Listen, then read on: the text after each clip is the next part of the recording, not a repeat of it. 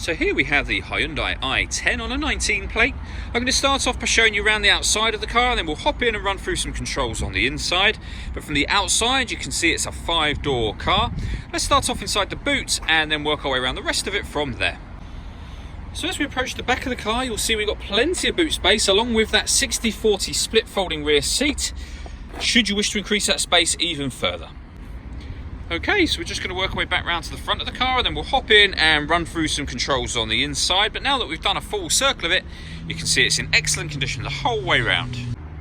Just briefly before we climb in, I think it's well worth seeing the interior from this exterior point of view. There's plenty to run through on the dashboard, so let's hop in and we'll do that right now. Okay, now that we're inside the car, we're going to start with the dials. On the left-hand side, we have the rev counter, we have the speedometer in the middle, and then the fuel gauge and coolant temperature gauges over on the right. Also in the middle there, you can see the total miles for this car, which are 1,661. The information displayed above that can be changed using a button on the steering wheel for various different bits of trip computer information, some of which can be reset if you're about to take the car on a long journey, for example.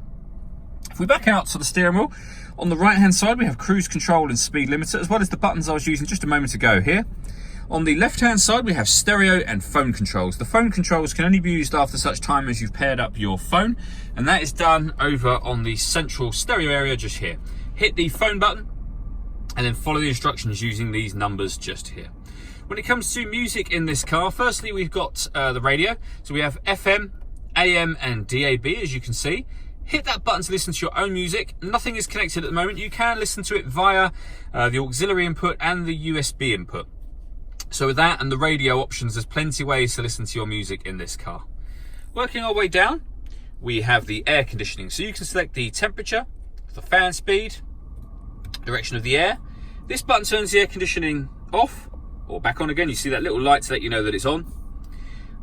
You can recirculate the air that's in the car. So at the moment it's bringing in fresh air from outside the car. Press that button and that's now recirculating the air in the car. That's a great way of heating it up or cooling it down quickly, depending on the temperature that you set on this dial just here.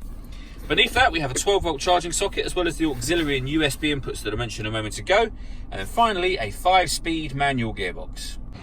All that leaves me to say is thank you for taking the time to watch this video. If you'd like to come and see the car in person and have a test drive, please feel free to call any of our MJA sites. We'd love to hear from you soon.